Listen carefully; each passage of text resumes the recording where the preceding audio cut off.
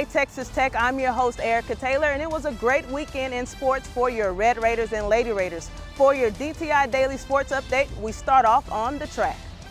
Friday, Texas Tech hosted its second indoor meet of the season inside the Athletic Training Center, and in the men's distant medley relay, the Red Raiders stole the show, each leg running for Texas Tech, showing no mercy. 2012 NCAA cross-country champion Kennedy Kitheka anchored the DMR, and it was smooth sailing to the finish line. Tech completed the race with a time of 9:55.87, which is currently second in the nation, exactly 2 seconds behind Penn State in the distance medley relay. Well, I really think these kids are going to gain a lot of confidence from tonight. We're going to go run it again next week at A&M, and I think we'll have a lot better competition, so it'll really be exciting to see what we can do in a couple of weeks.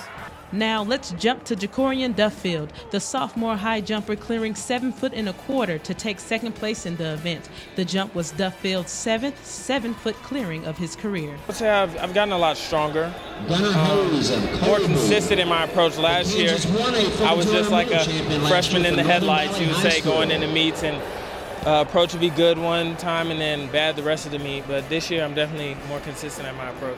Sophomore Cole Weldon is also in the history books. Weldon broke the 4-year-old school record in the men's shot put with a toss of 18.47 meters. The Jacksboro, Texas native finished first overall in shot put competition. Yeah, it's nice. It's also nice that it wasn't a all-out throw, just my first throw of the competition, tried to get into things. Nice, easy, just get a mark in. But yeah, it's nice, but there's much better throws to come.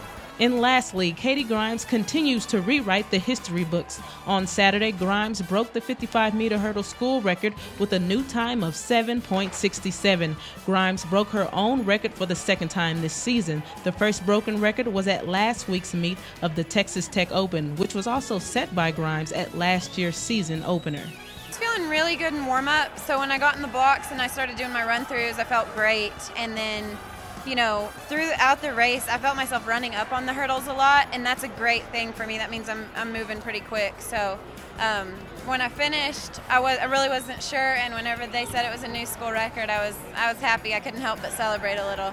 Well, there was still football left over to be played for a few Red Raiders. Seniors Seth Doege, Cody Davis, and Eric Stevens got the chance to represent the Scarlet and Black for one last time.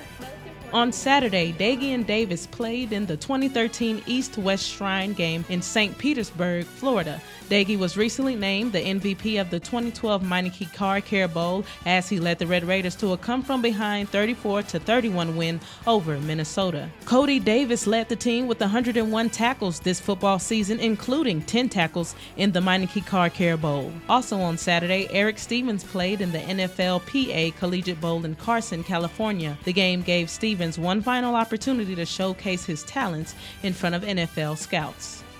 Now, switching gears from the football field to the tennis court, number 21 Texas Tech women's tennis opened their season with a 6-1 victory over Denver at the Lubbock Country Club, making it 6 straight season opening wins for the Lady Raiders.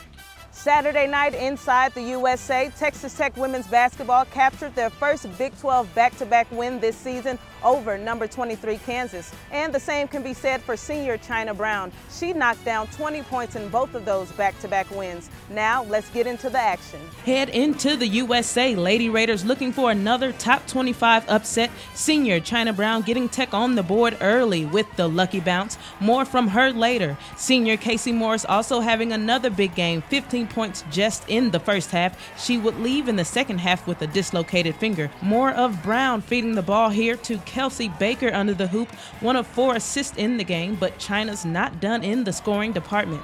The Dallas native finishing the game 8 for 13 from the field for 20 points, including that jumper. Kansas would pull within 3, but with 25 seconds left in the game, who else but Brown intercepts this pass one-handed. She's fouled, and that will do it. Lady Raiders hold on for the 70-63 victory. Tech improves to 14-4 overall and a 4-2 mark in Big 12 play.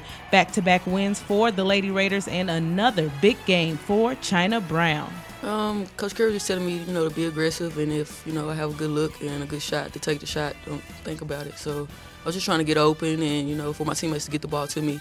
And I'm mainly just, proud of my teammates. Me scoring 20 points or me scoring 2 really doesn't make a difference. I just wanted to win. Well, just great.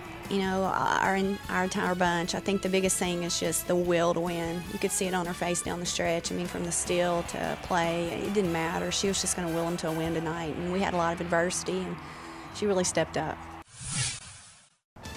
I'm your host, Erica Taylor, and this has been your DTI Daily Sports Update. Tune in tomorrow for the latest happenings in Texas Tech athletics. And until next time, Wreck 'em Tech.